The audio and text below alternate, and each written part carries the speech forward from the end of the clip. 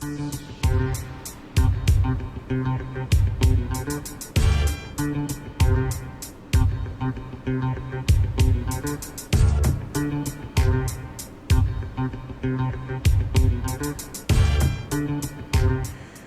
it's gone from incredibly sunny and beautiful to looking like it's about to rain. On a parade. Well, it's raining men if you go outside. I don't know if people realize the extent to which the Pride Parade overtakes New York City when it occurs. It's become a big tourist spectacle in the timing because it's right before the 4th of July. It gives people an excuse for traveling long distances to come enjoy this and then enjoy the 4th of July stuff. And I just happen to, you and I just happen to live, but I more particularly live right on the parade route. Well, yeah, you live on the parade route, but unfortunately I live at the end of the parade where everybody gathers now until right midnight. Near the Stonewall, right? Right near this. I live around the corner from the Stonewall. So, I mean, this morning, I mean, to get this production organized, and my side of it organized, I had to leave where I live. Took me half an hour to walk about 7 blocks because I had to go all around these cordons. And then I had the presence of mind to say, well, maybe I better get up to this apartment before the show, well before the show. And it took me an absurd amount of time to go a block and a half. It's like the gay Thanksgiving. It was. I mean, it's a nice spectacle to watch, and people are clearly having a lot of fun out there. But I'm afraid that as the day passes, alcohol and other things kick in, and pure mayhem. Well, you forgot to wear your leather chaps. Yeah, right, yeah, exactly, because I have none of them and never will. But you're wearing yours. Well, no, they're at the dry cleaner. But Charles, we've got a lot of people watching us today. There's some kind of weird green line here that I'm not sure what it's doing, but that shouldn't impede us. Now, many people might mistakenly presume, as I did, that we've already used this graphic, but this is a new Pirates of the Caribbean, right? One of the sequels.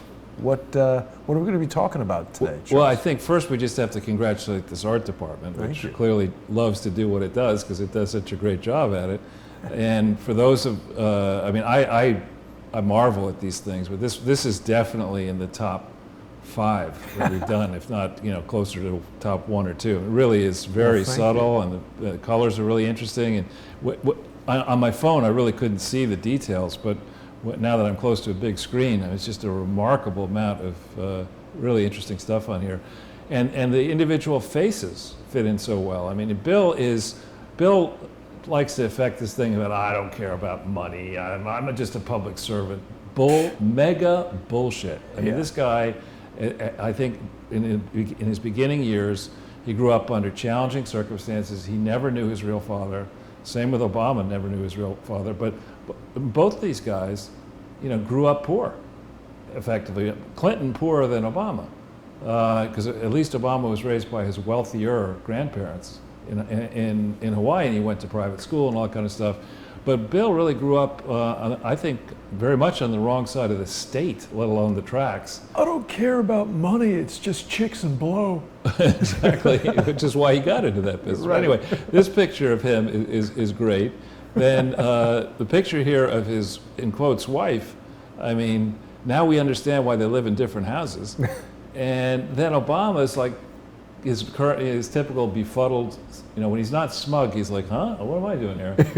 And then Mueller, of course, maybe this is intentional, maybe not, but he has the same pallor as that skull. Yeah, you know, no, that is intentional for sure. And it's also, there's very few pictures of Robert Mueller looking anything but serious.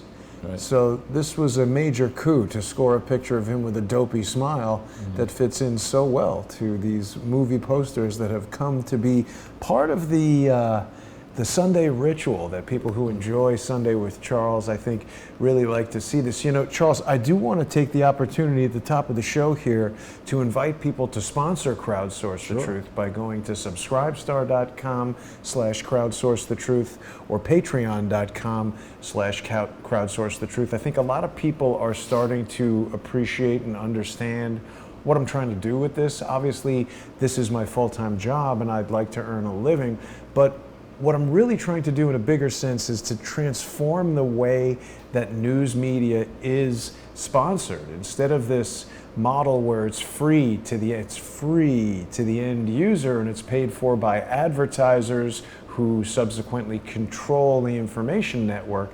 This is taking the information and the sponsorship directly to the individual viewers. And what we saw last week from James O'Keefe and Project Veritas, he's got open admissions from people at Google and YouTube that they are manipulating what's going on that platform. So there's no way for someone who's trying to play straight and be a straight business person can succeed in a rigged environment. So we really need people to go over to patreon.com/crowdsourcethetruth and subscribestar.com/crowdsourcethetruth. They're going to get to enjoy a lot of exclusive content. And Kevin Shipp has been doing an amazing investigation into the hammer that's creating a lot of controversy.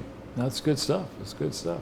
Yeah. Well, I agree. I mean, what we're seeing is for people knew for a long time that the mainstream news, much of it was poorly done and really was because it's less interesting to write news. You're supposed to write the facts. You're not supposed to shade them with your viewpoint. You're not supposed to, and why do that if you're a highly paid, celebrity Fiction type? writer. Exactly. Who wants to spout off on any topic possible, and you could get your byline right into the Washington Post or the New York Times or whatever. I understand why analysis would creep into what is supposed to be news, but what is, as you mentioned with Google, even more dangerous is we've come to accept when you do a Google search result that it's a fair algorithm, and now we find out any conservative thought, put that in the toilet, and then you put up Jim Acosta, put up Jake Tapper, put up Maggie Haberman or whatever. Those will be the first 15 hits, and that has got to change. And I think I don't know if Josh Hawley, the senator from Missouri's bill, is good or not good. I haven't read it. I mean, well, it wants to modernize the CDA 230 and basically reduce this blanket protection that social media networks have from a law that was created in 1996 to protect Prodigy, which was a telephone modem bulletin board system that had far less users, far less reach in terms of being a source of information for the general public. What Hawley's bill essentially does is to separate gigantic networks like Google, Facebook, Twitter from these tiny little companies, so it preserves the protection that the bill is intended to provide to companies that are starting up, creating new technologies, to not suppress innovation, but at the same time it makes these super huge companies that can control the flow of information accountable. Like, for instance, I've said many times that I'm unable to monetize the Crowdsource the Truth channel because a video that was removed by YouTube in 2018, was deleted from YouTube, got a strike in 2019 and prevents the channel from being monetized. So there's all these subtle ways that they can manipulate my business without anybody knowing. And if I say anything about it, there's social engineers who say that I'm complaining about thumbs down or whatever, but these things affect the business. And they should be forced, if they're going to suppress you, or what's the thing that Twitter did to Shadow us? banning. Shadow ban you, or they should have to explain to somebody whether there is uniformity or diversity in the decisions, true uniformity or true diversity in the decisions they make to execute those actions. In other words, if it happens that a company as big as Google is suppressing search results for, let's say, 100,000 people, and 99,999 of them are conservative, and right, one is a space alien, they should have to explain that, and they shouldn't have the kinds of protections that they do have, particularly for the ones that have become so dominant in influencing the way people perform what passes for analysis today. I mean, YouTube is essentially synonymous with television nowadays. I think, you look, my friends who have kids, their kids are not watching television, they watch YouTube. Right, it's good and bad. Yeah, so, we still have our playlist here, Charles, and people can go back through, what are we up to today? 165. Wow, it's quite a lot. And so I was conducting an experiment for a couple of weeks, turning off this counter because I had presumed that some of the social engineering trolls who like to attack this and other shows on Crowdsource the Truth had somehow been manipulating this number, but having it hidden for a week did not seem to substantially affect it. And with the information revealed by the Project Veritas investigation, I think we have good evidence that YouTube is in a regular practice of directly manipulating individual accounts that don't have the ideological focus that they're interested in. And I think Crowdsource the Truth might be one of them. So it's all the more reason for people to sponsor on these other platforms that help keep the show sustainable. And I'm talking about subscribestar.com/crowdsourcethetruth and patreon.com/crowdsourcethetruth. Yeah, and I think what they may do is even more insidious. They'll probably set it up so that the CEO can say credibly, I did not know that any of this is happening. And then you'll have the group division manager, well, I didn't know this was happening. And then down in the chain with the worker bees who make the decisions, they most likely are hard left and inclined to be easily offended about anything. They tend to be very young.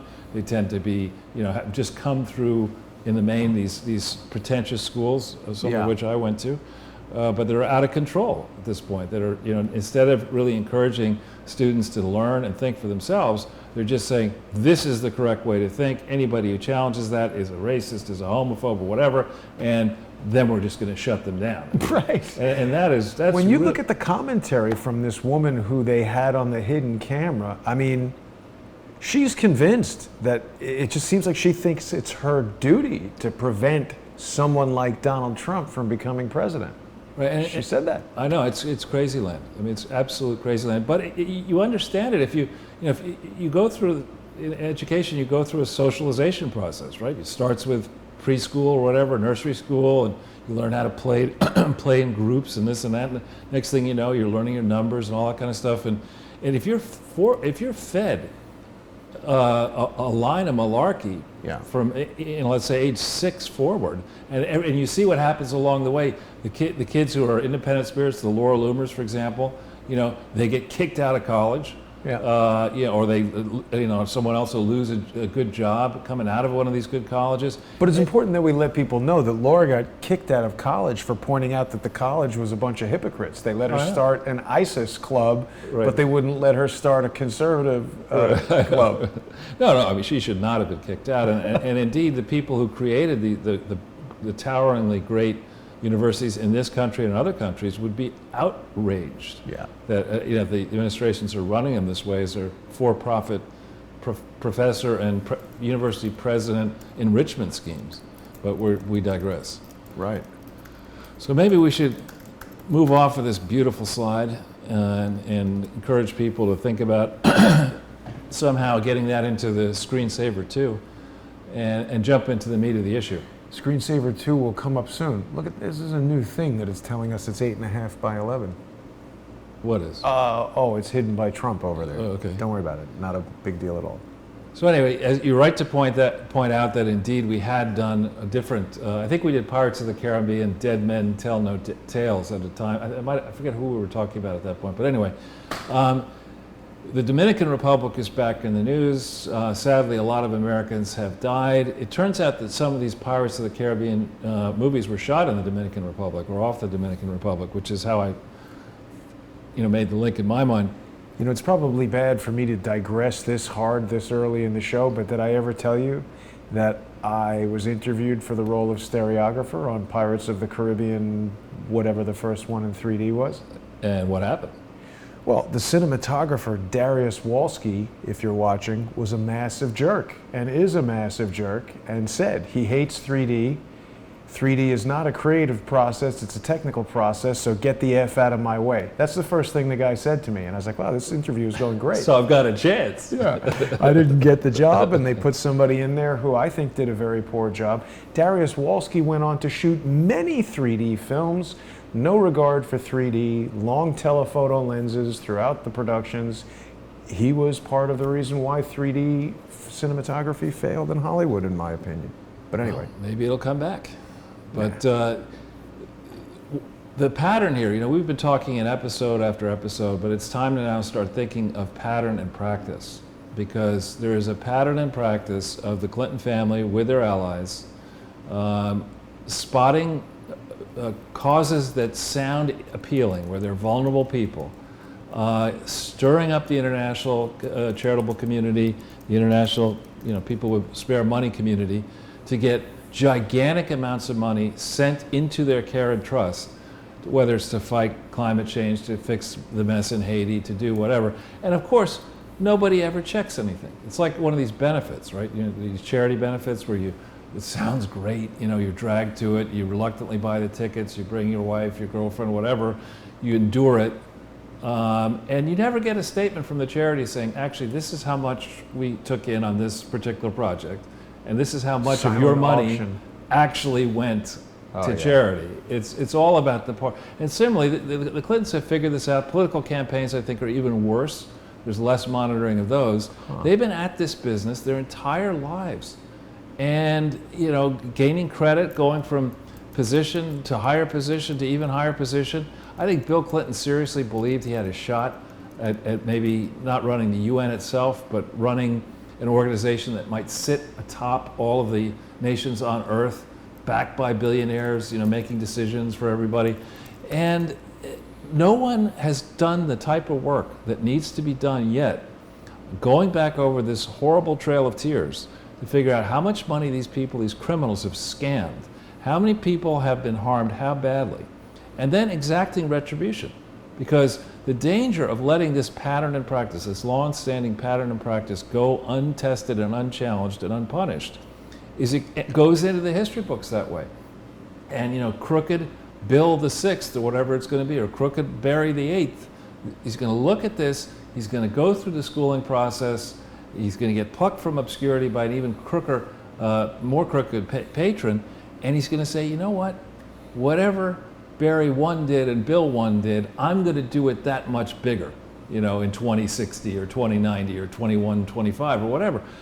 Unless we send a clear message, not just to these crooks, but to posterity, that we will not tolerate this in the developed world especially, and then letting former presidents and prime ministers go into the developing world and put their spiked heels on the necks of these very poor people so they can divert all the money to their Swiss bank accounts and their Cayman Island accounts and their real estate property. Unless we send that clear message, I fear that society is truly going to descend into anarchy.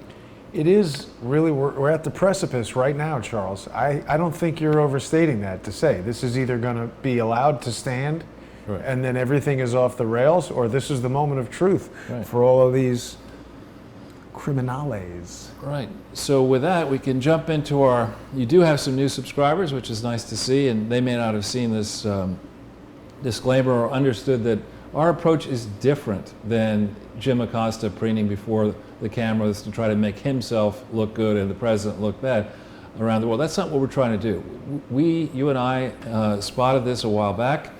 We realized it was something that would not be treated properly in print media or radio or whatever. We needed to come up with a new way of laying this out, both to motivate prosecutors and to educate the general public why this is important. So we lit on this idea of marrying my experience doing board presentations and high-level complex transactions with your experience in Hollywood and elsewhere to put together these podcasts so that we cover very complicated projects by making them simple, taking a little piece out and really explaining it to you, and then another piece out and really explaining it to you, and gradually you have a chance in the audience to watch whatever of these you want, to pull down these slide presentations for free, to follow the links if something piques your interest and you want to study it in more depth. You can follow these links and see for yourself why we're so adamant about this or that position.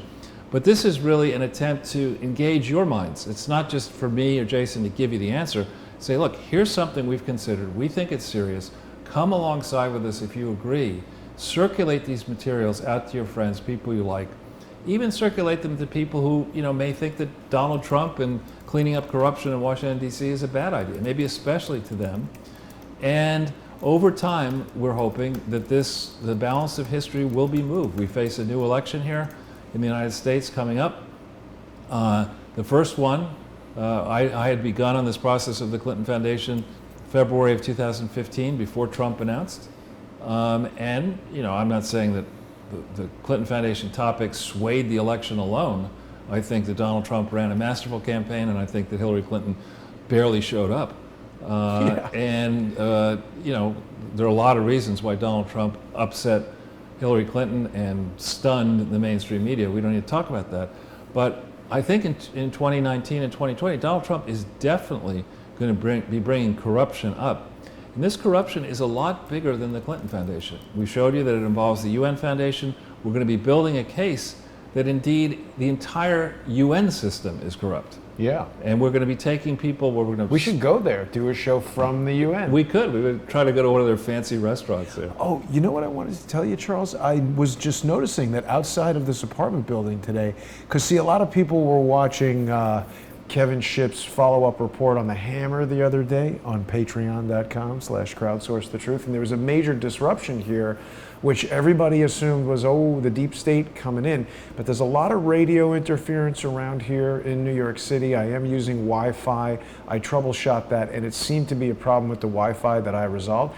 But there's so many people now just around this area that my phone wasn't able to get, like I was trying to watch something on YouTube as I was walking down the street, wouldn't connect. Well, I mean, I don't know when was the last time you were on the street today, but I mean, earlier today, in a spot that I'm always in where the phone works, it wasn't working. So what I'm saying is that I don't like to automatically assume when something goes wrong with the computer that it's the deep state interfering. I would need some pretty strong evidence to agree with that, other than somebody in any one of these apartments added a new Wi-Fi router that's messing with my Wi-Fi router. That type of stuff is way more likely. Sorry, I didn't mean to derail. It's okay. So why don't we jump in, because we've got a fair amount to cover here. There's been a lot of news. I want to spend one slide just talking about breaking news. And I was fortunate that I was able to spend a fair amount of time soaking up the news. And I loved the fact that Twitter announced that they were going to basically censor all of Trump's tweets. How can they do that? But then Trump says, you know what, why don't I invite Kim Jong-un, whatever the guy's name is, to meet me at the DMZ on Twitter. And it worked. And I mean, I thought that was great.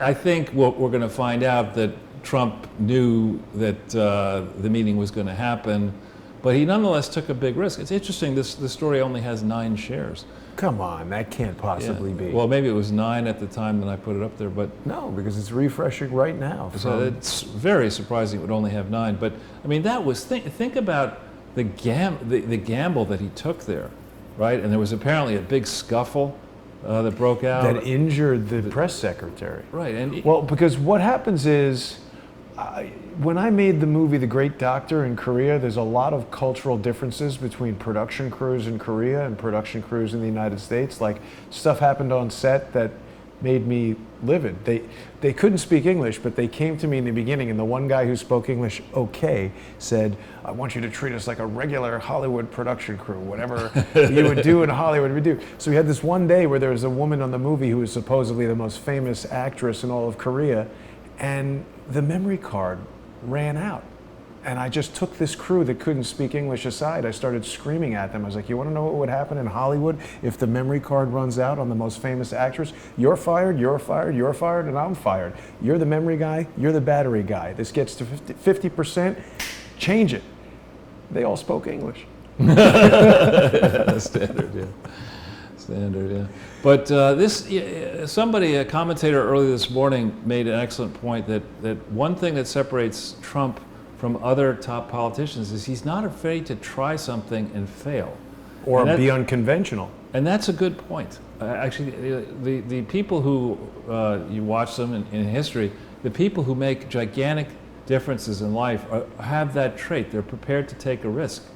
And they're also people who tend to learn from their mistakes, something that Hillary Clinton doesn't do. She just likes to make mistakes and tread on herself over and over and over again.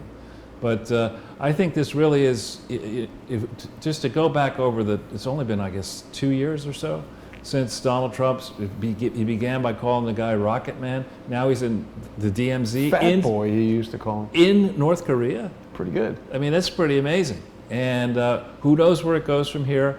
I think the choreographing of this with the first to change in China, those talks being reset, I am certain that Xi and Trump would have talked about North Korea, and I'm certain that Xi would have put some pressure on the leader here to actually have this meeting. I think it's a good thing. We'll see where it goes from here. It's certainly better than the progress since 1952 or lack thereof, where we've been at war, actually technically at war, and none of these other presidents said, you know what, that war that was over like a long time ago, maybe we should end it. Nah, let's keep our troops there forever. Isn't this step one of diplomacy? There are some people who say that Trump has given up so much political collateral by acknowledging Chairman Kim and going there and whatever and putting him on the same level. But isn't that step one to diplomacy? If you're not going to engage with the guy, if you're not going to talk to him and show him the respect of being a person. Well, I mean, dare I get in trouble with AOC, but AOC has been criticizing Ivanka Trump for going along on this trip because she's not, quote, a trained diplomat. So I'm not a trained diplomat, but I think AOC, because she now has 6 months. She's trained as a coffee waitress. Sort of working in Congress, can speak with great authority about who should or shouldn't open up her damn pie hole on these subjects. But anyway, this I wanted to just showcase a little bit. The folks on, this is Press TV in Tehran, but they have a network, and I really, frankly, enjoy going up on this network. I did it twice last week. I've done it quite a few times now. And I never know what the questions are going to be precise. I know the general topic area, and typically let's get somebody who's really pro-Iran to beat the crap out of Charles and see whether he can keep up with it. And that's what I've been doing and enjoying, frankly. I don't even know the moderator's name, but this is their site. It is the leading Bardia Hanardi. This is the leading English language site coming out of Tehran, and I have to say, they do allow me to say some rather to express my position, which is my personal position, and to sharply criticize the regime in Iran. So people who have time and would like to see a lively debate. This particular show is called The Debate, and I think I've probably done 15 or 20 of them. Nice. So it's fun. It's one of those shows you don't have to ask, what's it about? Right. And now Putin has come out, and I've also done, as you know, people know, a lot of interviewing on Russian media of all types. And here he's saying now he wants to improve ties. I think when you look at the handwriting on the wall, it's not like we go. You're not even wearing a tie today. Exactly. Right. He wants my tie. But anyway, when you look at the differences, and we're going to show some differences about the economic performance of smaller nations. The United States is a gigantic game. It's like you want to be in business, you better be selling inside the United States of America. And here, Vladimir Putin, and for that matter, Iran, are economies that are relatively small and very centrally tied to the fortunes of the energy market, a place where the United States used to be hostage to foreign suppliers and no longer is. So unlike the United States, these people are hostage to energy prices. We're not. We benefit, frankly, when our energy prices fall. Our industry is able to manufacture products more inexpensively as those lower prices ripple through the cost structure in the economy. And so it would make sense, now having fought against Obama and to a lesser extent against Trump, it would make sense for the Russians to say, now wait a minute, if Donald Trump does reset ties with China as a result of his tough approach, and if Britain leaves the EU, which they're going to do one way or another, if the EU disintegrates, there really is only one big economy on the planet, and that's the United States of America. And we've sort of been, not at war, we've had tense relations for how many years now? Going on 75 years, 74 years? One way or another. And maybe it's time to figure out how we can actually work together, because after all, you look at Japan, we were pretty rough on Japan at the end of World War II. Kind of nuked them. Twice. Yeah. And now they're, have been a very close ally for a long time. We were pretty tough on Germany as well. We firebombed Dresden and other places. And we then set about rebuilding. I'm not suggesting we do that to Russia, but let's try a more open dialogue. and see what can be done. And who knows, maybe that'll happen. Yeah. I mean, didn't Putin invite Trump to Moscow? He did for celebrations next May, I believe. And those are somewhat controversial. It's a controversial question whether we should do it or not doing it. Oh yeah, because he said that he would give it consideration, and I remember thinking, why wouldn't he just accept? Now, speaking of really stupid presidents, let's just hit this Yahoo link. I mean, for that, Jimmy Carter is a Yahoo, and I think I've told you before that I haven't met many people who were president, but I did have this breakfast with Jimmy Carter and about 6 or 7 other students when he was still former governor running for president. And I mean, I wanted to leave in the middle of the breakfast. What were you Not because I having? was tired. I forget what I would have. But I mean, it was just a guy who was dull as dishwater. But to stand up and say, while the president is traveling to a G20 meeting, to say that in his mind, the President of the United States is an illegitimate president. Terrible. Is an outrageous comment and people question about Donald Trump's mental health or whatever. This guy, and give him his due, he's in his 90s, early 90s. I would say his post-presidency, with some noteworthy exceptions, is a significant improvement from the disaster of the 4 long years when he was president of the United States. But for this knucklehead to open his mouth and make these types of comments at this critical moment, while Donald Trump is engaged on a multiple front high-wire act with many, many nations, is really disgusting. And I would have been prepared to maybe not take the kind of hard look that I might just want to do now into the Carter Foundation and the Carter Center and check and see whether their tax-exempt papers are in order. I guess they're probably not. And I'm not doing it out of spite. I'm just doing it because, He's working for peanuts. It's amazing that Jimmy Carter doesn't wear eyeglasses. Yeah, that's true. I don't wear eyeglasses. But It's all those peanuts, Charles. Gotta, yeah, Mr. Peanut. Fats and well, Mr. Peanut is actually Cory Booker, according to Mike Moore of True Pundit. Oh, is that right? Yeah. And then this is hysterical. Hillary slipped into Ireland, and our friend Gem O'Doherty, who would love to spend time on her own show with you, Jason. That would be great. Bringing people into particularly in America, aware of how bad Ireland has become. But she slipped in to Ireland, and lock her up. Body count. And there are apparently enough people in Ireland who really don't like her. Now, what she gets a lot of trouble in Ireland because she was very much in favor of the Iraq War, and there are a lot of people in Ireland who are furious that American military aircraft were refueling at Shannon to fight that war, and so she gets tagged with that. They love Bill. That's weird. For some strange reason, but they don't necessarily Likes to party. Exactly. Let's go kiss the Blarney Stone. Now, Charles, we've got Jorge. We're just responding to some of the Jimmy Carter comments, saying that Carter Mondale was found and put into office by Zbigniew Brzezinski. All 3 were trilateral Commission Rockefeller boys. Yeah, I think that's true. Yeah, Zbigniew Brzezinski, I think, will go down in history as one of the most incompetent Really? national security advisors ever. And of course, he gave us the lovely Mika Brzezinski, Mrs. I Scarborough. think you're being generous. I'm not sure he was incompetent so much as his goals were not what you might expect the goals of a national security advisor to be. Yeah, the idea at first blush. I mean, I love people of all nationalities, but if you're in charge of national security, it strikes me that maybe you should be born in this country, of parents who were both born in this country, the natural born.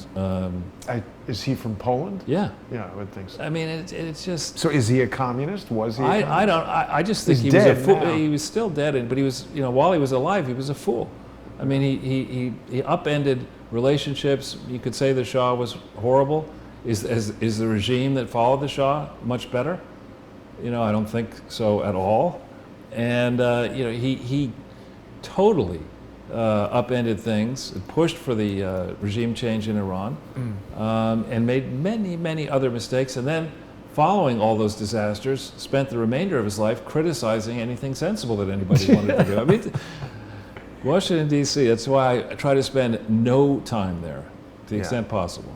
So we still have trolls trying to hit the chat, Charles, but I've got them beat at their own game here. So do some troll hating. So people should keep their eyes out for that. Good.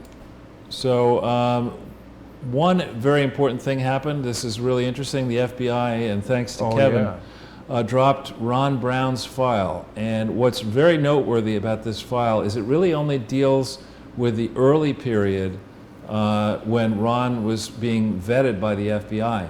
And why I think it's fascinating, when I was just quickly going through, it's quite a few pages, like 200 pages, but when I was going through it in the old-fashioned type and stuff, this shows the FBI vetting Ron Brown and jumping on claims right away that he might have been engaged in corrupt stuff right even before the inauguration.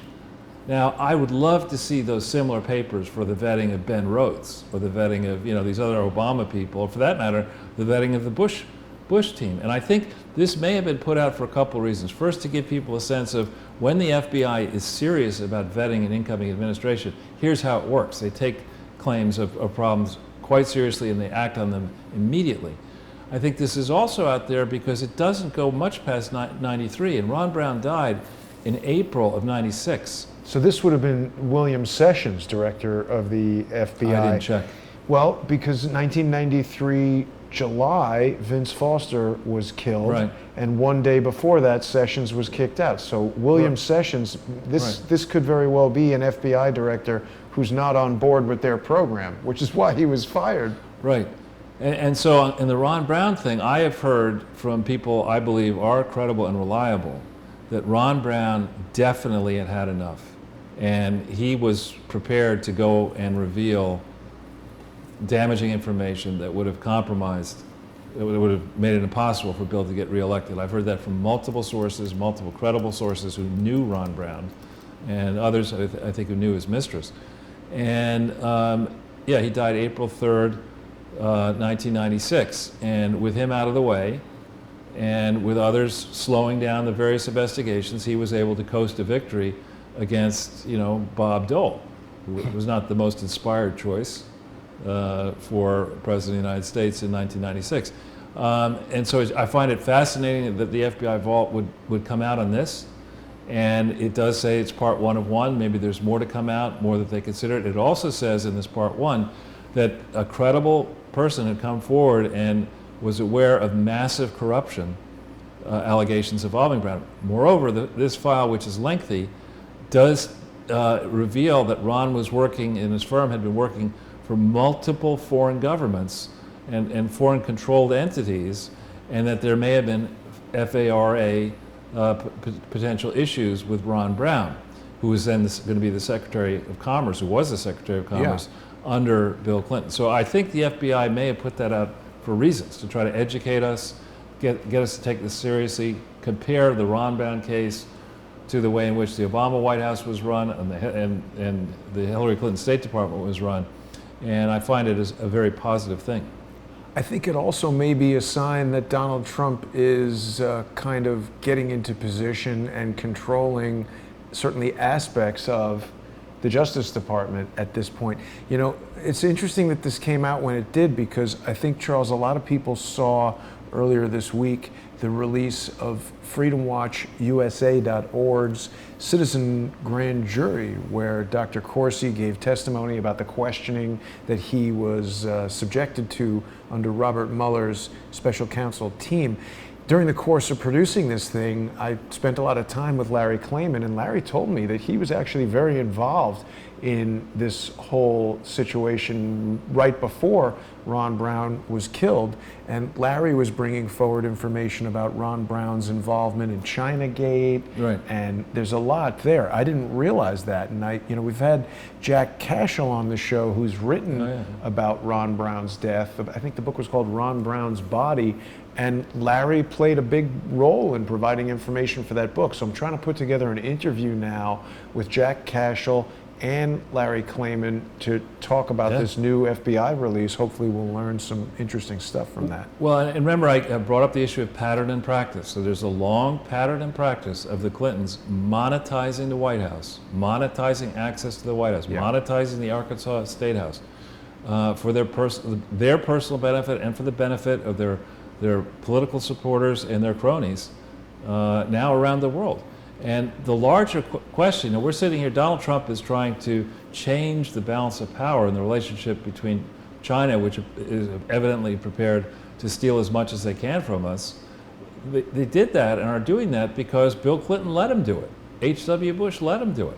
I mean, why didn't we clamp down on this a long time ago? Why didn't we say to China, look, you're not going to do this, right? Because we have to, they have many more people, but our people are wealthier, as you're going to see, and our military is considerably larger than the Chinese military and considerably more powerful. So this pattern and practice that we saw with Ron Brown is something that needs to be revisited. Sadly, he dies. We might want to really find out what happened. Yeah. Then might as well check out Vin Foster while we're at it. Yeah, and then this Judicial Watch release was monumental. This is one where under Obama, the Justice Department gave immunity to the very lawyer, Heather Samuelson, who destroyed all the emails. Nice. Right? And allowed her to lie to Congress. And, you know, how did that decision get made? There's your 33,000.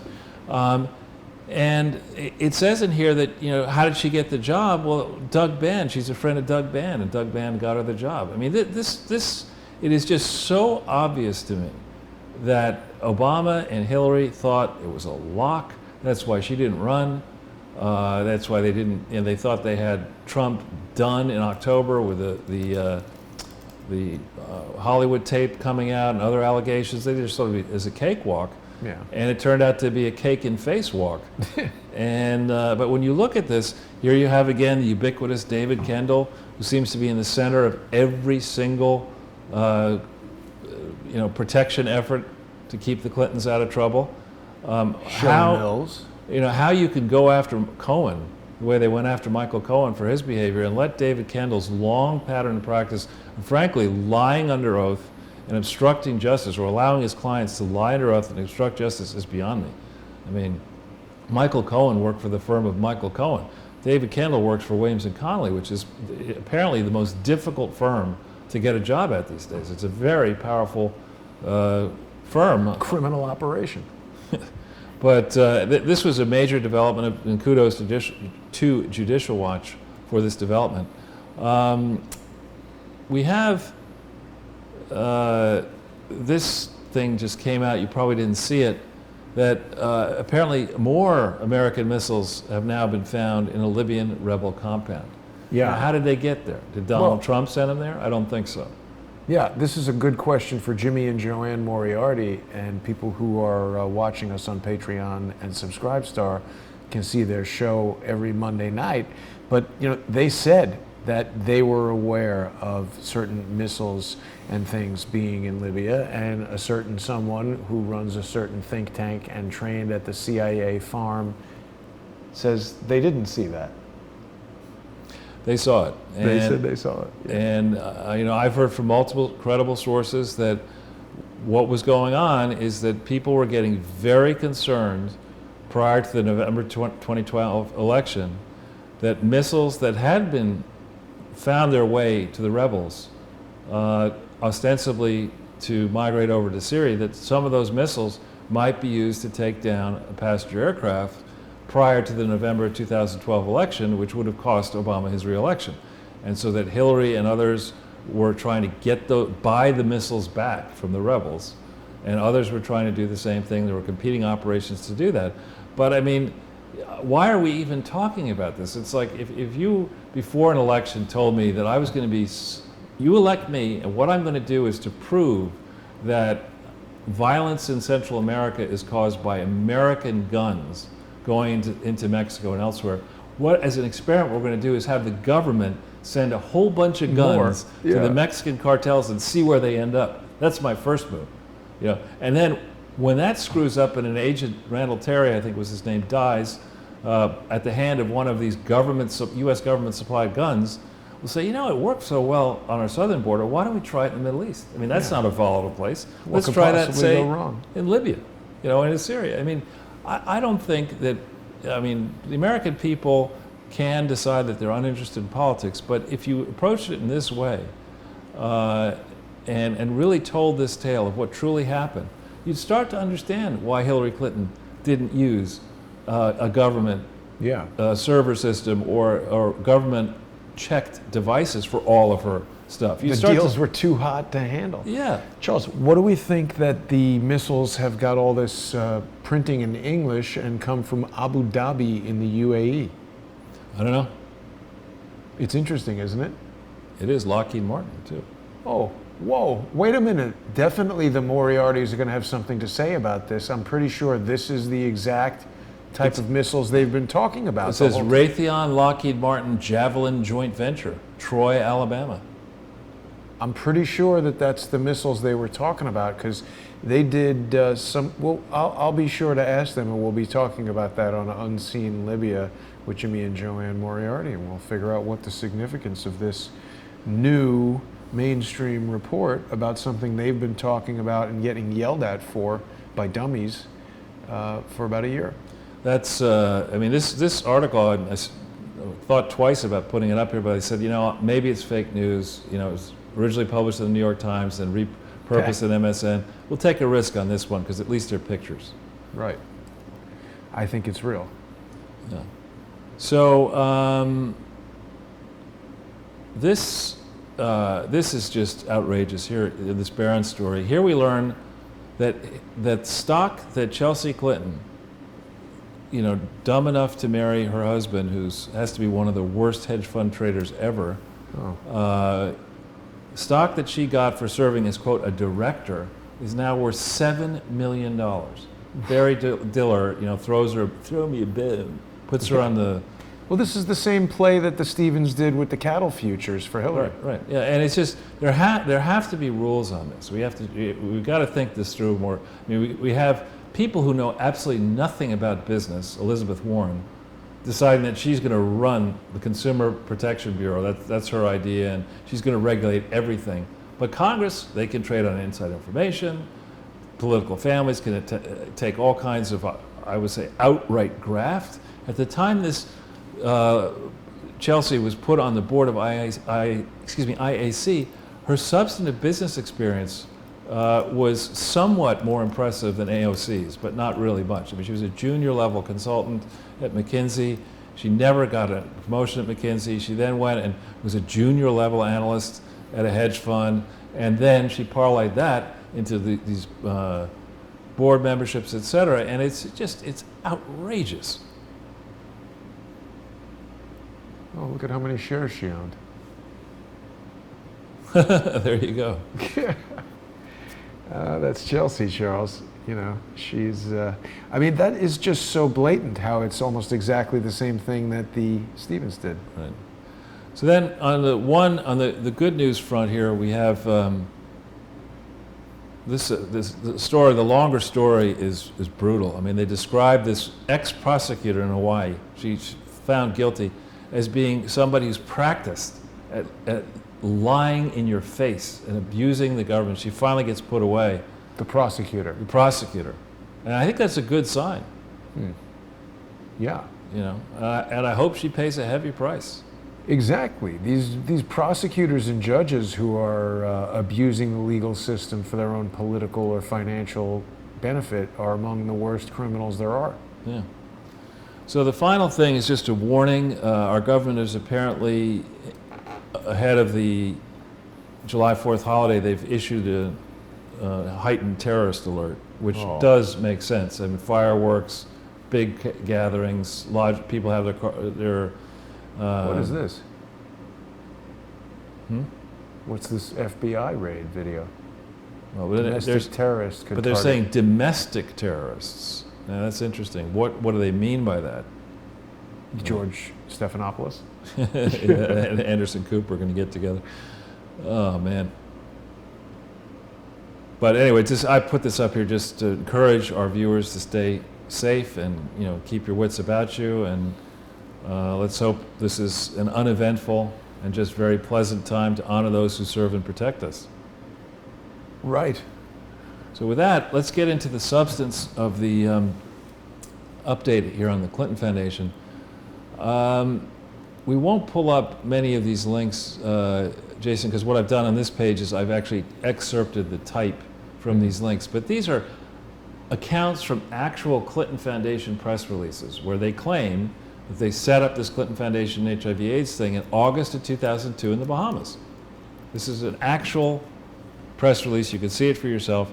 And then there's another one that I changed it around to make it fit the timeline, where they brag about Bill Clinton going to these African countries, Ghana, Nigeria, Rwanda, Mozambique, and South Africa, and meeting around the Caribbean, and now spreading into the Dominican Republic, into Haiti in 2003. If we can, the one link I'd like to showcase here, too, actually, is first this one, Michael Smith's excellent work, which we weren't working together at the time he put this out, so maybe you hadn't seen this before, but he did a very lengthy piece that came out on the 15th of September 2016, showing in gory detail that the Clinton Foundation operation, which began in 2003, 2004 in the Dominican Republic, was boldly illegal. Right? They did not have the authority to do any of this work. They were taking money from the Dominican Republic in an piece of the Clinton Foundation that never actually lawfully existed. It is possible that the U.S. government was actually funding that Dominican Republic government by making grants to the Dominican Republic that somehow end up back in the Clinton Foundation with stuff hived off to go apportion back into the Dominican Republic. So this was all happening. All this kind of stuff was happening while the Clinton Foundation was under investigation, beginning in February of 2001 through 2005.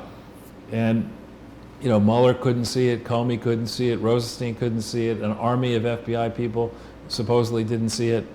And this is just an example of the wonderful work that Michael Smith, who is from Australia, does. I mean, this came out sort of 2 months before the election in 2016. Nobody's ever really pulled on this, I think in part because many documents in the Dominican Republic are in Spanish, and they're tough to get. 3.3 million in pharmaceuticals, Charles. Yeah, exactly. 3.3 again. Pretty interesting. Yeah. So if we go back into the slide, the other thing here is the story that the former president of the Haitian Senate, it's quite a story, this one down here in the Daily Caller,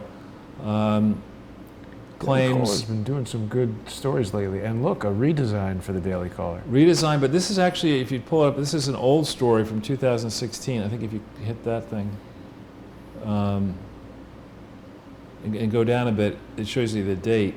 Ooh.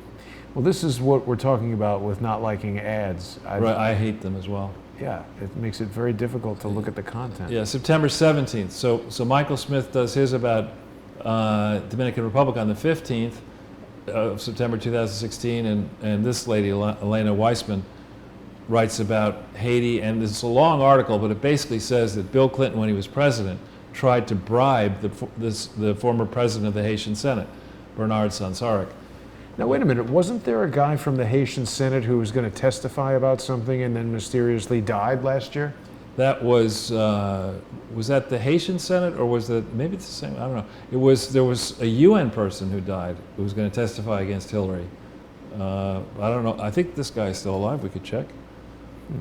But it's a lengthy story and worth reading, and this whole idea that you would give the Clintons a pass on what they've been doing in Haiti is not a thing. That's not right. We cannot say, oh yeah, Bill, sure, you and Hillary, you've been going, you spent your honeymoon down in Haiti, or you traveled there when you were early lovebirds, and you've been going there ever since and hanging around with the most crooked of the crooked people in Haiti, and you allowed almost $10 billion to wash through the Haitian people's hands somewhere where we don't really know. We're going to have Hillary Clinton's brother be on the board of some gold mining venture. Oh, he's give you a dead too. pass.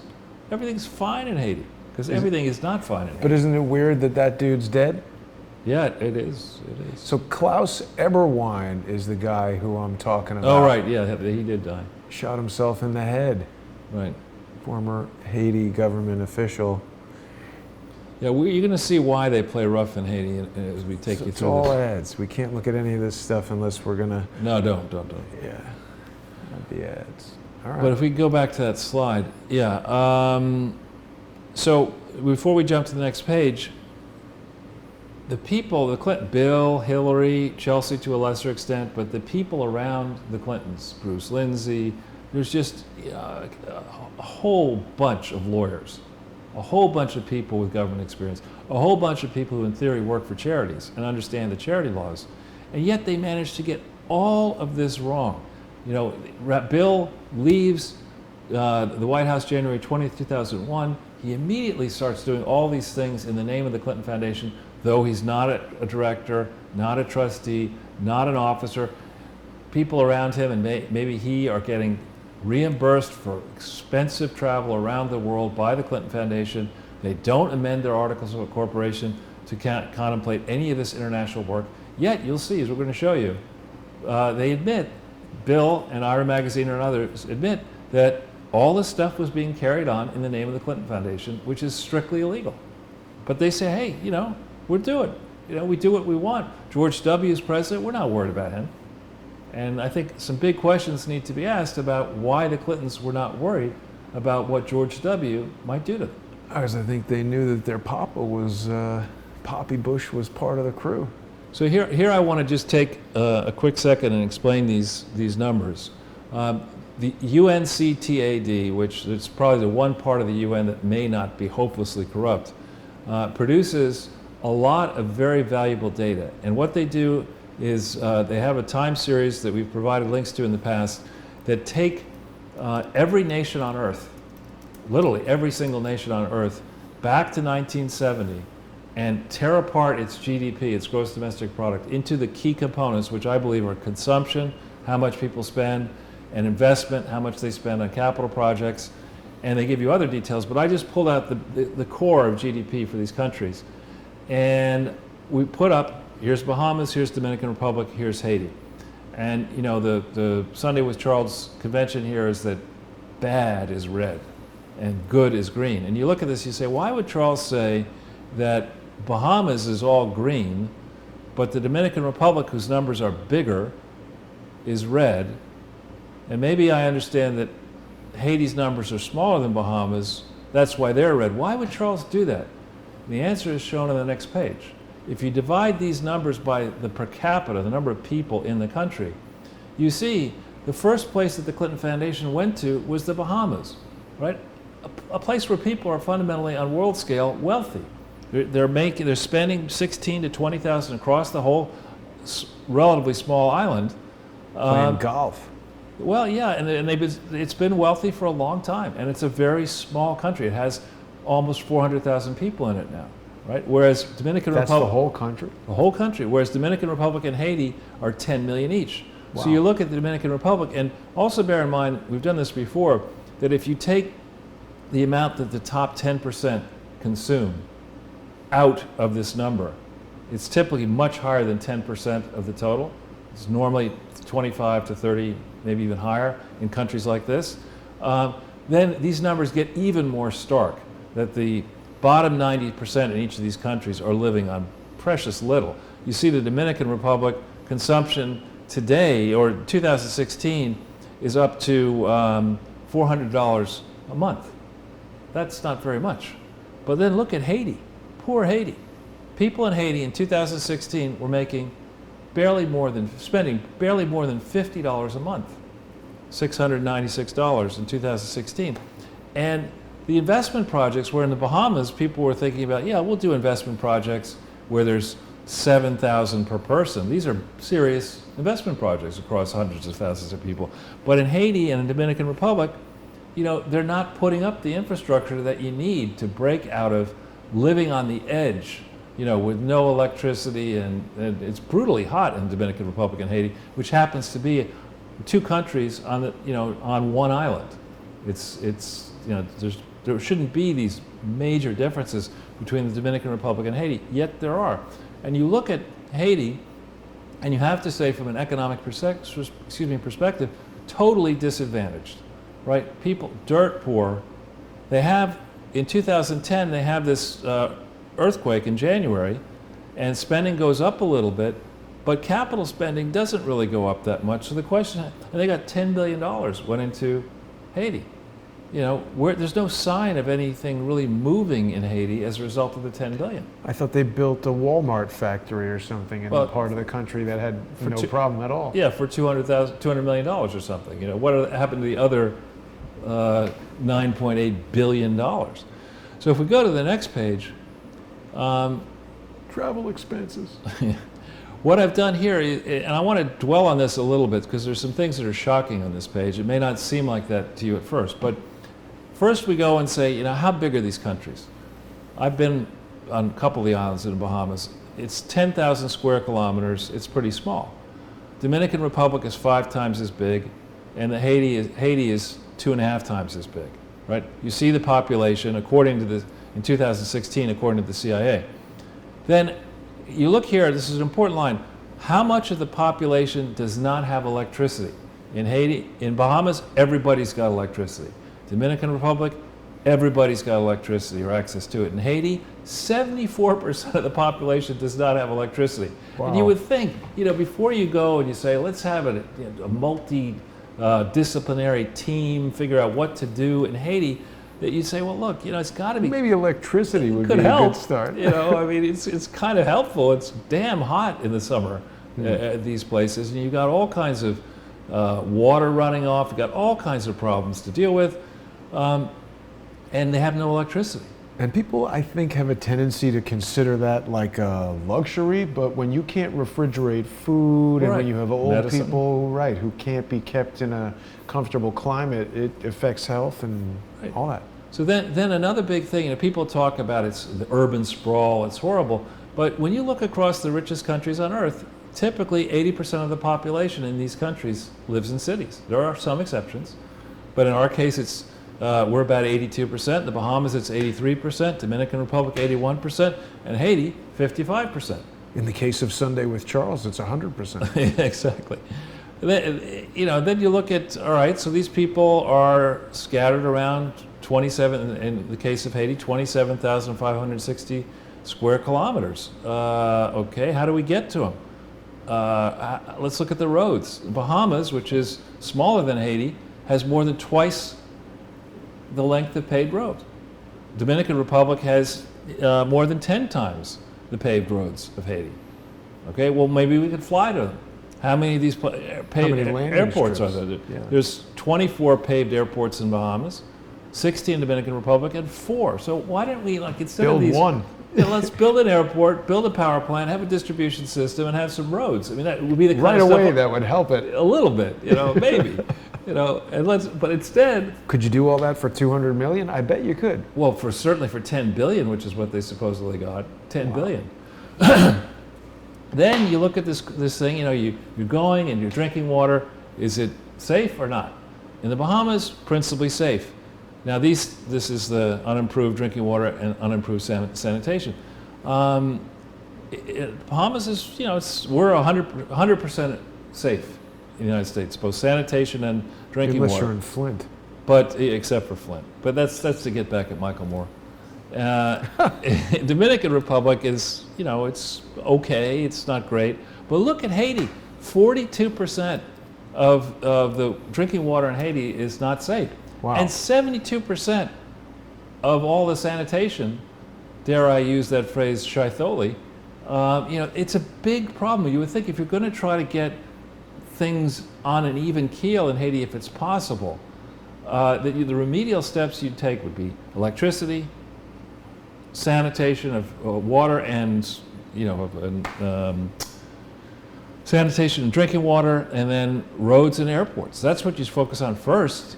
Then you look at this question of HIV and AIDS. In the Bahamas, you know, why did Bill Clinton decide that was the first place to go when presently there are 5,300 people with HIV and or AIDS in the Bahamas? It's not like it's the most pressing problem Yeah, how many people have cancer? How many people have... Right, and we're talking about a rich country. So why did he go there first? Why did the Clinton Foundation open up an operation in the Bahamas? Maybe maybe some other places, but the Bahamas, because it's easy. There is law. It's a nice place to visit. I've been there probably 50 times. I love it. But you know, if you're serious about addressing an HIV/AIDS problem, you address it in Haiti. And you had Paul Farmer with Partners in Health with an operation in 2000. It was up and running in 2001 too. Why didn't you just give the money to him? You know, why decide that you have to collect overhead on that money at the Clinton Foundation, and then, you know, have staff that could have been just as easily hired for Paul Farmer? It doesn't make any sense. But there's an anomaly in these numbers. So in Bahamas, we don't know how many people die per year. But in the Dominican Republic, if these numbers are accurate, 67,000 people have HIV and AIDS, and 2,600 died. Sorry. It's okay. But that means that you're talking about the average person, you take 67,000 divided by 2,600, and this is a rough thing, but it means that maybe you have a 20 to 25 year life expectancy if you have HIV and AIDS. Rough cut, right? What does that mean? That means that if you're subsidizing this, if you're providing HIV and AIDS medicine and care to people who really need help, to do it properly, you don't just give them 1 year's care. You should give them a trust fund, or there should be a trust fund out there that's really administered properly, that makes sure for everybody you hook up into the HIV/AIDS care system that you have 25 years worth of supply at least accessible, because you wouldn't want to go down this path, hook somebody on these chemicals, and then say, sorry, bub, we're out of money. Right. You know, you could die tomorrow. I mean, and look at the case in Haiti. 150,000 people on supposedly with HIV and AIDS, and there it's over 30 years you would need, in my rough cut, as a slush, not a slush fund, as a trust fund. So then we get into some underlying challenges in Haiti, and I'm bringing this up for the next slide. We got no information on the Bahamas, but here in Dominican Republic and Haiti, you have women on average giving birth at age 21 and 23. And what you like to see in the so-called developed world is people starting later on that, because if you start a bit later, it gives the woman a chance to have a real education and maybe a career. But when you start in the junior year of college, or if they don't even go to college, you start giving birth at age 21, it's very tough for the woman to have any kind of independent life, and you can just get locked into drudgery. So it's a rough statistic people like to look at. Now, well, let's not characterize motherhood as drudgery, but in Haiti it would be, with no electricity, and that's my point. If you're trying to get, you know, this, of course motherhood is not drudgery, but in countries that have the settings that we have, but it certainly is in Haiti at that early age. Now then you look at the number of children born per woman. You're going to see some staggering figures in the next slide, but here it's, you know, it's low in the Bahamas, low in Dominican Republic. It starts to creep up in Haiti, and then we say, all right, how do we solve these problems? You know, if people get sick, one way to do that, I know somebody who might know something about being the son of a doctor. You know, doctors know their stuff if they're good, and a key to, you know, finding your way back from trouble with a health issue is going to see one. Well, look at this. In the Bahamas, there are 194 doctors per 100,000 people in the Bahamas. In Haiti, they're 23. They right? need doctors. And they can't get to the doctors can't get to the people because they're not in cities, and there are no roads, and there are no airports, and there's no electricity. I mean, seems like a wreck over there. Well, and you're going to see worse numbers in a second, and it's only 70 hospital beds per 100,000. So with all this having been said, the population growth rates are actually pretty decent. They're not high in this, you know, 3% and higher area, which is so dangerous in some other countries you're going to see. What this likely means in Haiti is that you're having a lot of people dying, and in some of these other countries as well, early, before a lifespan that we would consider to be normal. Wow. So these are three countries they focus on. Let's look at some other countries after we get through this. This is Bill Clinton issued, he did an interview with Yale's, a publication done by, it's called Yale Global. And here, this is in October 2003, and it says that Ira Magaziner runs, at that point in time, the AIDS project for me. Doesn't say necessarily for the Clinton Foundation. He says he runs it for me, which is interesting because at that point in time, Bill Clinton was not an officer or a director of the Clinton Foundation. So what was this? Was this a project outside the ambit of the Clinton Foundation where Bill and Ira got together and did this? But he straight up says this. And then he says that what Ira did, Ira was an expert at getting prices down and reconfiguring businesses, but the closing sentence here is really important, that for all the negotiation that Bill and Ira did, they promised higher volume to the manufacturers, and the manufacturer said, okay, if you give us higher volume, we can, importantly, make money by selling the drugs at a lower price. If they're making money selling the drugs at a lower price, then all Bill Clinton and Ira Magaziner were doing is business development for drug manufacturing companies in a charity, which is ridiculous. You're not allowed to do that. Well, he confessed that at the evening with Bill and Hillary Clinton as well. Right. So there's a link to the editorial. You don't need to, the interview rather. You don't need to pull that up. But let's pull up the Ranbaxy annual report here, which is right here. And it'll take a second to load because it's filled with pictures and whatever. This is the report for the year ended December 31st, 2003.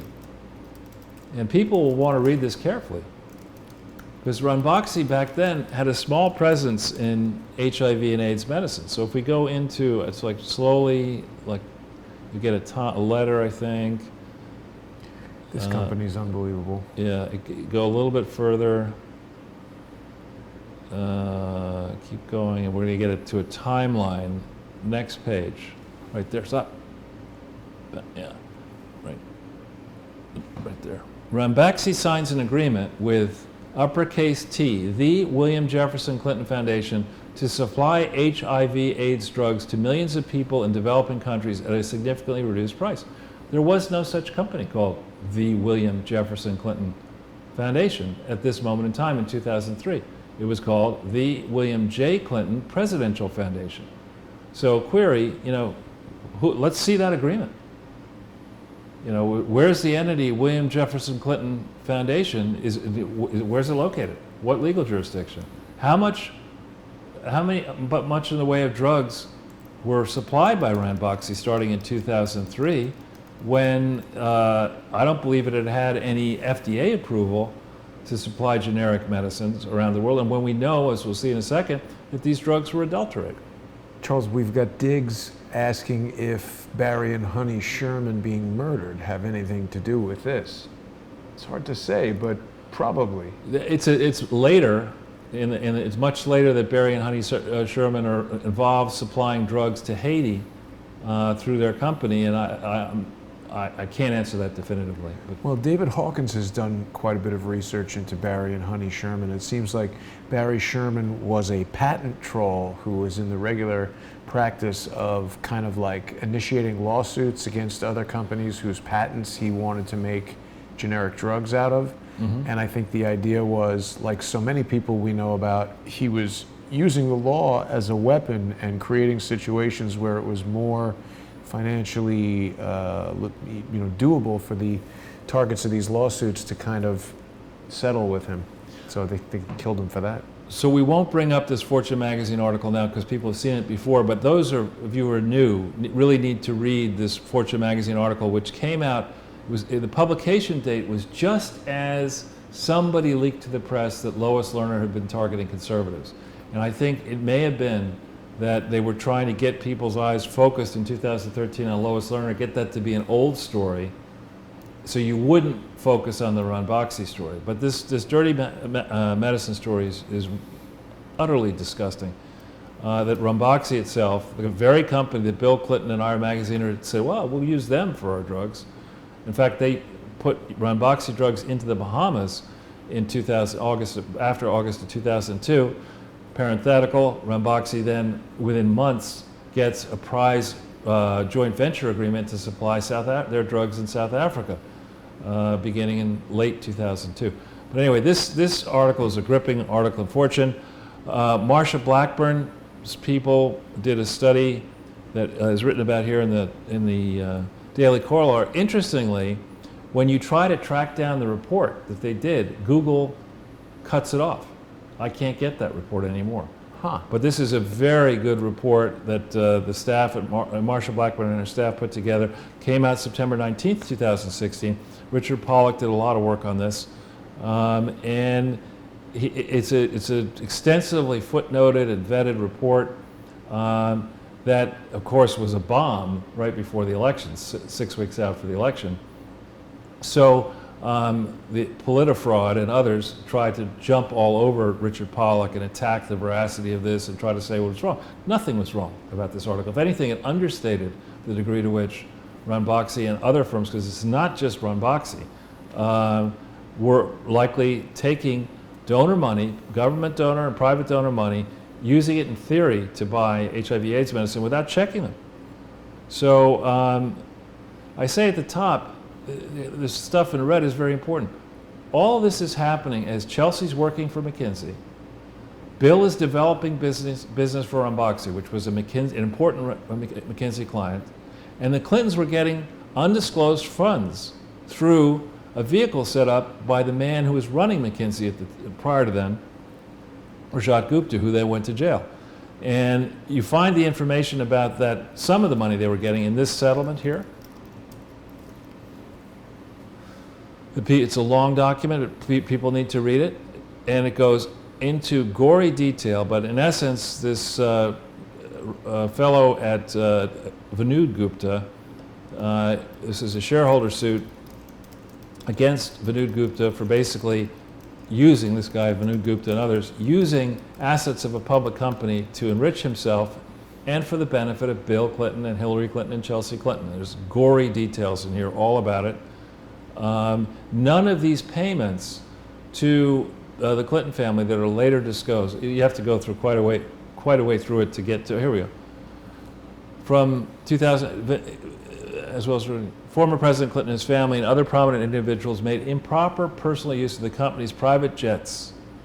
And none of these, this is exactly when James Comey and Rod Rosenstein and Robert Mueller were supposedly investigating the Clinton Foundation. None of these improper reimbursements to Bill Clinton and his family while Hillary was a senator, none of them are even now in the foundation filings that would need to have been made both to the IRS and to many, many state regulators inside and outside the United States. None of these improper payments have been admitted yet, and they need to be. So if we go back in to the slide, just for people who haven't seen it before, this last one here, the vault,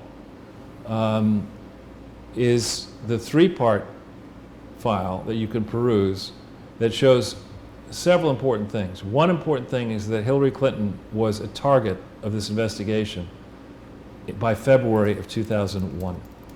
Okay, she hadn't filled out her one complete month as a U.S. senator, or maybe she had, barely filled out one complete month. She's already under investigation for public corruption and possible charity fraud and other matters. This is explained for you in what has been revealed so far in the FBI vault. The first one came out right before the election in 2016. The others have been dribbling out. There probably are more that will come out, and we're watching this very closely. So with that, let's see, the next one, this is, I believe, Ira Magaziner confessing to charity fraud. And the next page. Oh, next page. Yeah. Now, this is really bold, okay, because sometimes Bill Clinton got in trouble, I think, while president, there were footnotes in it, there were entries in his diary, and they tried to go down a track of saying, well, we're not really sure that I made that entry in my own diary, that kind of stuff. But this is an article that Ira Magaziner allowed to be published in the Brown Journal of World Affairs, which is a pretty big deal, coming out in summer, fall 2004, where he lists himself as chairman of the Clinton HIV/AIDS Initiative. And it talks here, it works with governments. Remember, we've talked about this, that you can't be an agent of a government Without signing up for FARA. well, and beyond that, a charity is not supposed to be an agent of a foreign government, right? So here he says that's what he is. And it says, it gives the government, South Africa, Mozambique, Tanzania, Rwanda, Dominican Republic, Bahamas, Jamaica, Eastern Caribbean states. And in the section where on the 990s, the annual tax return starting in 2002, there are no entries for government grants going to the Clinton Foundation. There's no disclosure of any of this in their annual reports. Then he claims that he put together these partnerships have been made. It says partnerships have been made. It's not partnerships have been conjectured, partnerships might exist. No, they've been made with Columbia University, Harvard, 2 branches of Harvard, Health Alliance, which is a charity, part of University of Washington, a French charity, another charity, Pangea, Partners in Health, a charity, Farm Access, University Research Corp. They are all members of something called the Clinton HIV Initiative Care Consortium. There's no such entity, as far as I can tell. I find no actual entity, and you got to wonder, the Brown Journal of World Affairs, how much diligence they do and fact-checking they do on articles. And it says they're expecting to bring in Brown University. And then he repeats this idea that he talks about agreements with various suppliers, and one of them you see is Ranbaxy, and then it says at the end, the prices established cover suppliers' full cost of production, depreciation, and cost of capital, and allow for profit margins, albeit ones that are considerably less than normal. That is not charity. That's business development, right? Charity is when somebody loses money giving something away. It's not when you say, oh, I'm being charitable. I'm going to sell you something at a lower price. Well, that's what Bill thinks it is. In much greater volume. I mean, that's like, Bill, you obviously don't know anything about business, and you certainly don't know anything about charity. You know about scam. That's good, right? And con artistry, that you know. So, and these, by the way, in the 4 years that I've been thinking about this and working on it, I've found many, many examples of this. We're just showcasing, these we thought were interesting because in both cases, it's basically Bill Clinton or Ira Magazine are confessing to charity fraud. In this case, a peer-reviewed publication. We're going to go after Brown and say, what kind of fact-checking did you actually do here, boys? We want a retraction here. This is not charity. And we're going to contact each of these, we've already begun contacting each of these supposed members of the Clinton HIV/AIDS Initiative Care Consortium. Because, their names probably were quite helpful to Magaziner in convincing donor governments to give this mess money. And, it's mesmerizing to say, I'm a new guy, I'm working with the president, former president, a popular guy, and I convinced Columbia, Brown, University of Washington, all this kind of stuff to do this. People will say, well, probably legitimate. I mean, if it weren't legitimate, then these entities would be in a lot of trouble. Wrong.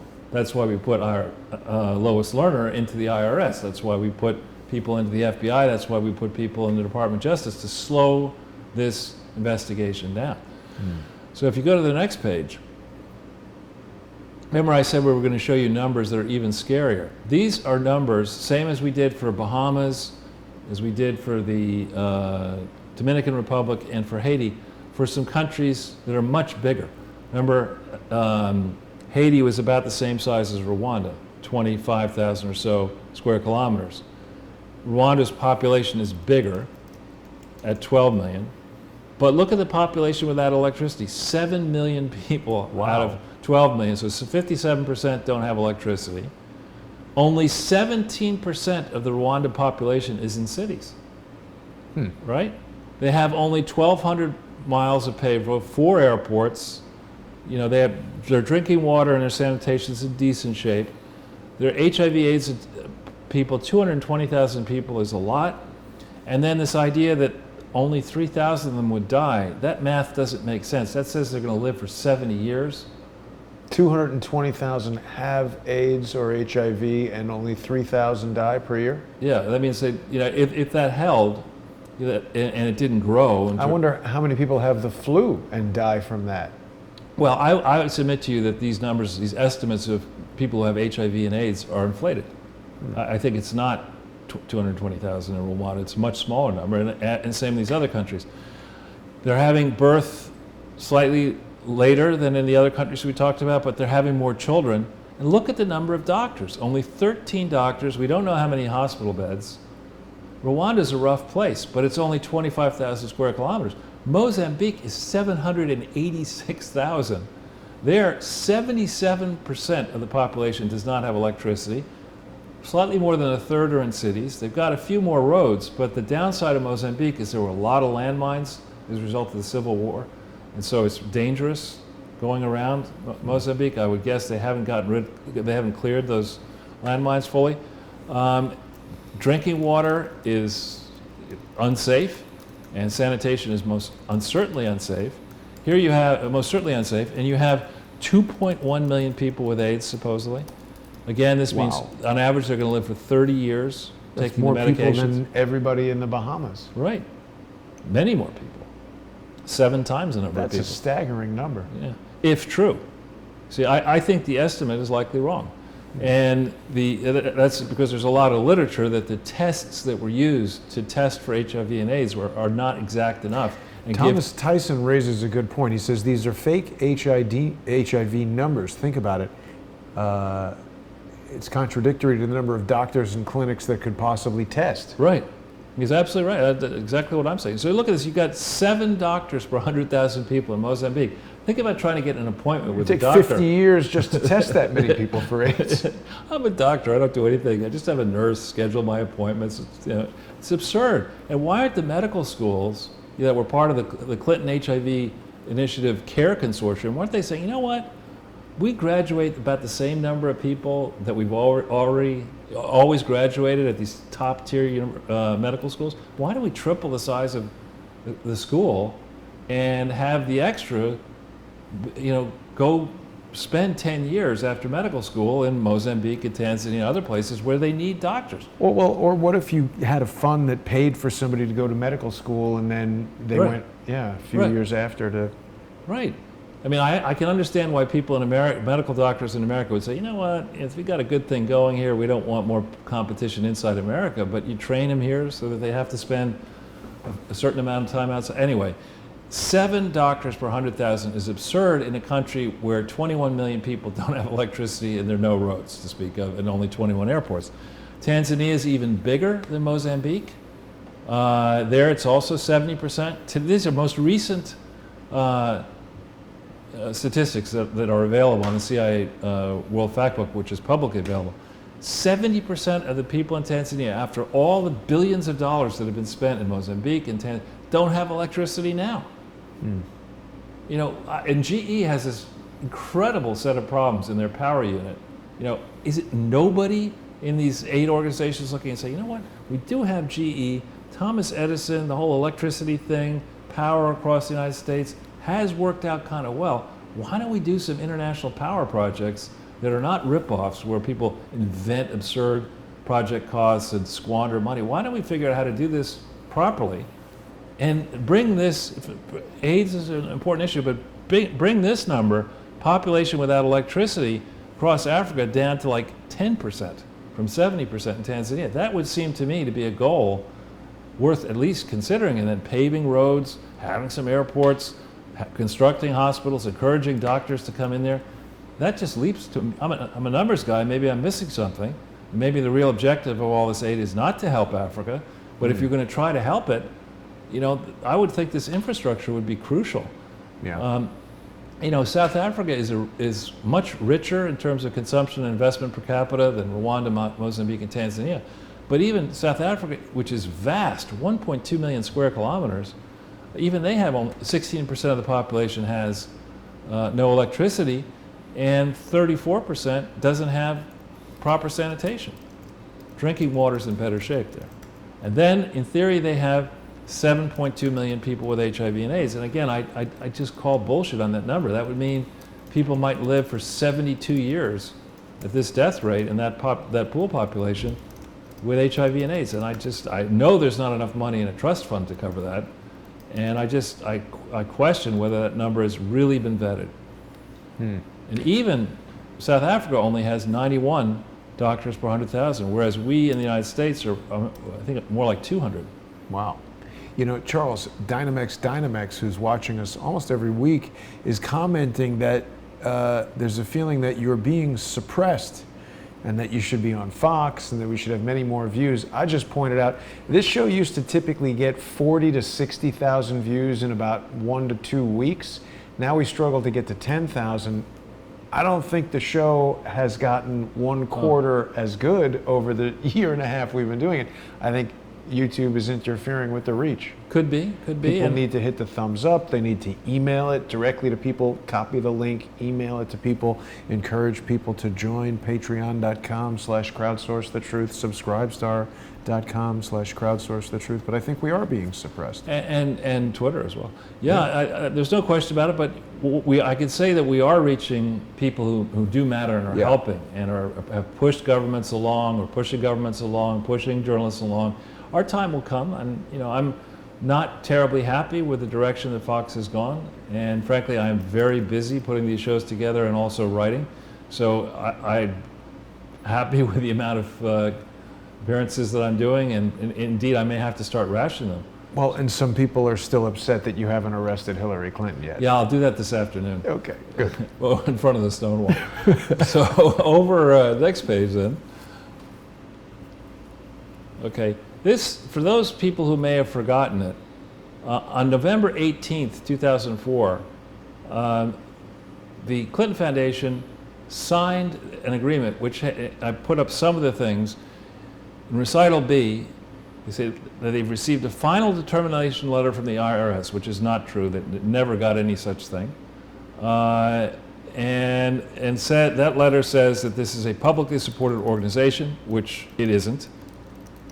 And that their primary purposes would be supporting the William J. Clinton Presidential Library, which of course was not their primary purpose from August of 2002 forward, when they started messing around with fighting HIV and AIDS internationally and not reporting on it, not disclosing it, etc. It also, in agreement paragraph 1, it says in the truth of the recitals, everything in the agreement said by the foundation is true, which of course it isn't. And then it says the foundation is authorized officers, directors, employees, agents, independent contractors, volunteers, or other persons or groups acting for the foundation on its behalf. Okay, who is Bill? Who is Ira? I mean, this, on its face, this document was laughable. You have Ira publishing an article in Brown Journal of World Affairs telling everybody who wanted to read that journal, maybe only 6 people read it, but I don't know how many people read it. It's supposedly pretty famous. Did nobody at the IRS, did nobody among the team of Rosenstein, Mueller, and Comey and others who were supposedly investigating the Clinton Foundation notice that Bill and Ira and others were gallivanting around the world claiming that the Clinton Foundation was fighting HIV and AIDS at the same time they signed this document? Does that journal come in any other colors? Because brown is Yeah, not that attractive. They were thinking about calling it the horseshit Journal of World Affairs, but that didn't make it by the censor. Magaziner is down with the brown. He's big. He loves brown. Yeah. He went to Brown. His kids went to Brown. Yeah. The house is probably brown. Talking on 2 different planes. And that explains why so much of Africa, at least the ground anyway, is brown, because there's no there's no water there. So if we go to the next slide.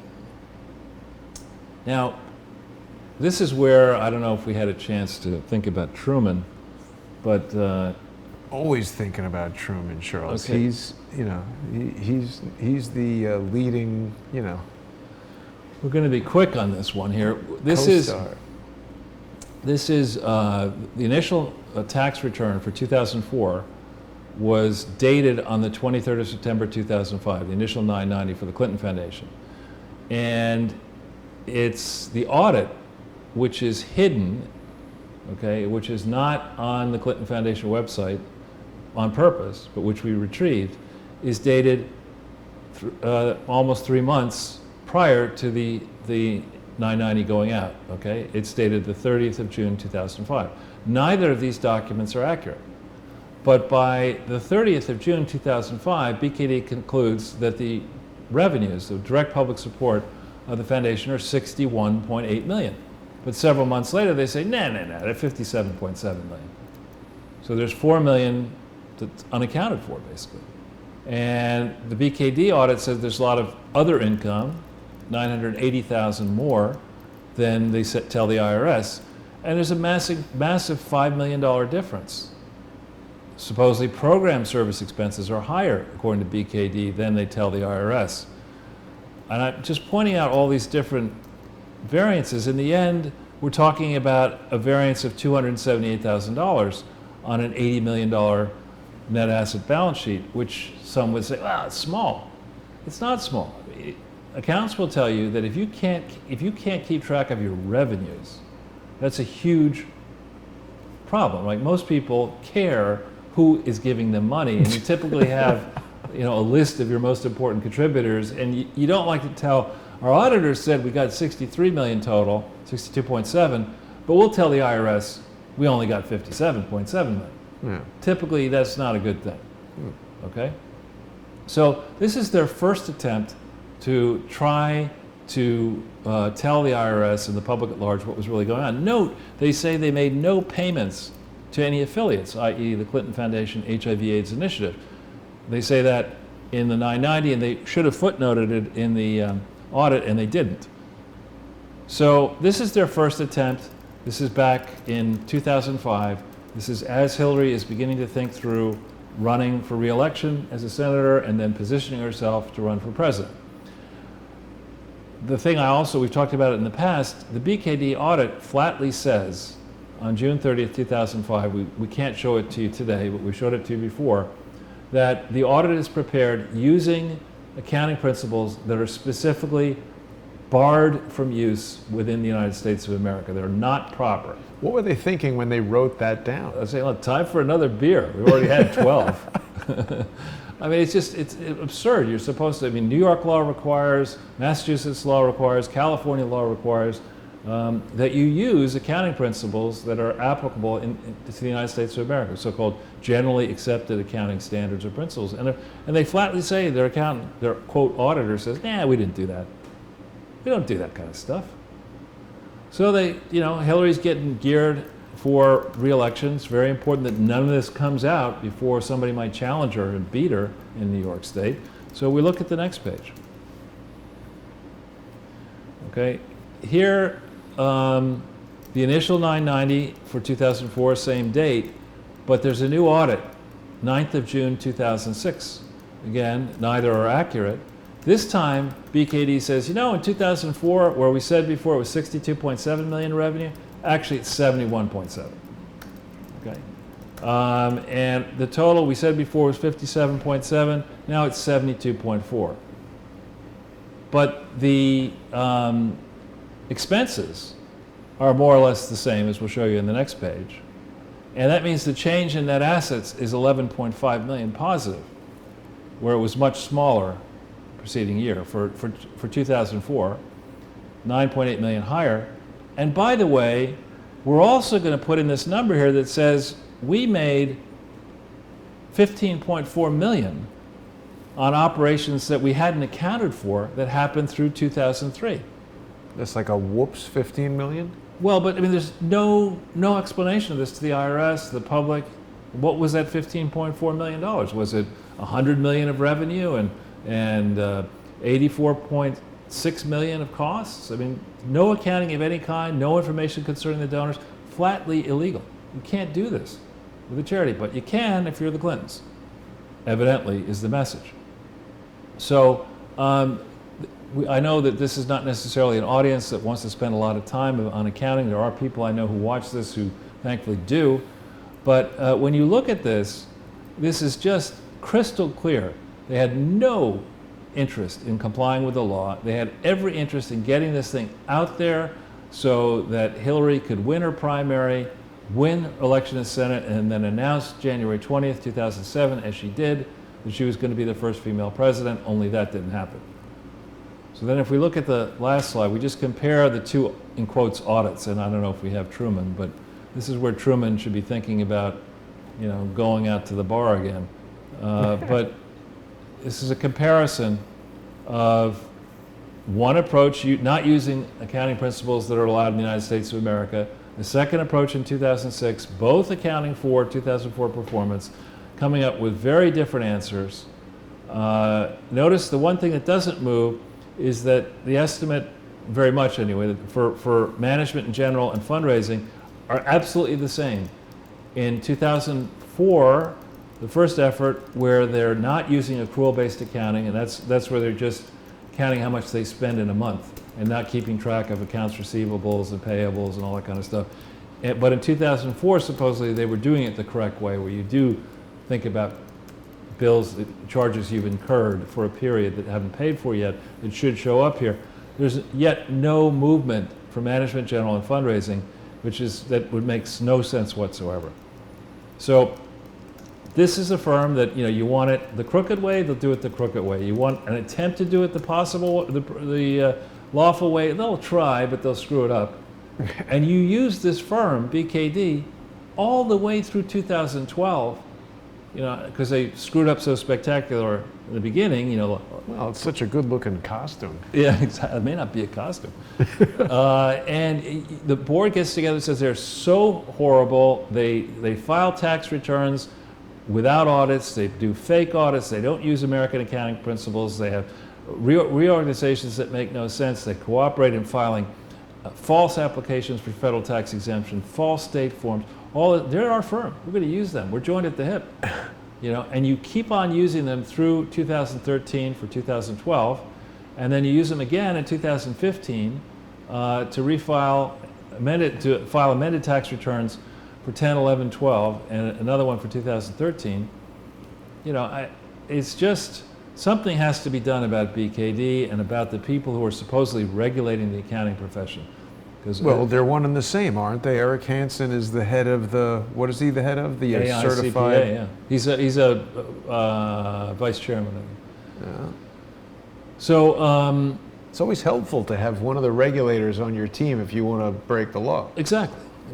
And so again, we close as we began with the notion that we can let this slide, and we'll go right down into the sinkhole underneath the swamp, and who knows where we're going to end up. We'll come out, somewhere on the other side of the earth if we're lucky, or we can look at this more carefully and say there are a lot of people who knew better. There are a lot of people who went along for a lot of years with this scam, probably because they knew the Clintons were bankable, they hoped that Hillary Clinton would get reelected, and this is a lot cheaper than paying a gigantic fine as Microsoft or Rockefeller Interest or whatever. We'll hope and pray that Hillary Clinton and whoever was doing the rigging can rig the general election and make sure that none of this actually gets prosecuted. That seems to be the mindset of so many people around this, and we've done a bad job for the coming generations in allowing these prominent universities to teach hogwash and put hogwash into the minds of these people who are currently not employed, because when you learn hogwash, there's not many companies that are out there. Maybe the Clinton Foundation would hire them, but there are not many real companies that are going to hire an expert in hogwash. Well, maybe a pig farmer. To wash the cattle futures person. But so it's a time really where we and others need to stand up. If we can reach out, it's great to try to support Jason's operation, because he's exposing this not just with the Clinton Foundation, but many other elements of this endemic corruption. What is most helpful beyond supporting Jason is also reaching out to 1 or 2 or 5 people on your email list and say, look, I just saw this interesting show. I was shocked to see that it was the 165th show that they've done since June 2017. There's more to come. We're going to keep at this until this fraud is dealt with, until the miscreants and malefactors who got involved with this are brought to justice and examples made. But if you could just see your way clear to sending this out by email or however you do, tweeting it out, putting it up on Facebook, sending it to, if you know, congressmen, judges, FBI people, whatever, send it to them. And eventually we know from reading the FBI vaults that one of the things the FBI does care about is what is going on, in theory, in the media, what people are saying. So at some juncture, I would hope that the FBI will stand up and be counted, DOJ and Donald Trump will stand up and be counted, hopefully making this part of his campaign appeal. I really feel like Donald Trump has hit a stride now. He has a confidence about him that wasn't quite there for the first, during the Mueller investigation period and all that. So it's going to be interesting to see what happens. Those two Democratic debates, which we didn't even really get a chance to talk about, it's just Bush League. They don't have anyone who would be, I think, a remotely reasonable challenge to President Trump. Yeah. Well, I love, you get into debates with people, some people close to me love to say the following phrase, the way I would do it, and well, Trump is actually doing it. And it's interesting to learn the way you would have done something that somebody else already did. But, that's, why don't you, do what we're doing. You've got a point of view, try to put a podcast together and reach an audience and tell people that, what you truly believe. Take some answers on the fly, do print interviews. Charles, Thomas Tyson is saying it's the 2-year anniversary of Sunday with Charles. That might be correct. Could well be. Where's the champagne? I know. Well, I don't know. I think I might have some champagne, but it's a little early in the day. Maybe on the 5-year anniversary we'll bring out the champagne. Well, again, super quick, Charles. This is like the new condensed. Maybe I'm yapping less? No comment. Well, it's been a great show, Charles, and I do want to ask everyone to become a sponsor if you're watching Sunday with Charles. This show, of course, is free for everyone to see, but without financial sponsorship, the show can't continue. So if you're one of the more than 1,000 people watching us right now across all the platforms that we're on, get on to patreon.com/crowdsourcethetruth or subscribestar.com/crowdsourcethetruth. Charles, we had some people in the comments saying that this is the first time they've seen the show. They've just found us. So there's a lot of people out there who I think are going to benefit from this information and the exclusive subscriber-only information that's available on subscribestar.com/crowdsourcethetruth and patreon.com/crowdsourcethetruth. I think if people enjoy what we're doing here, it's going to open their eyes to a world of new information. We've got lots of exclusive shows that are available only to the sponsors, and I want to thank everybody who's been a sponsor and wish everybody a great weekend. If you're out here in New York City enjoying the Pride Parade, please be careful and get the hell out of the way of the front of this building and enjoy the parade. We'll see everybody soon. Thanks for watching.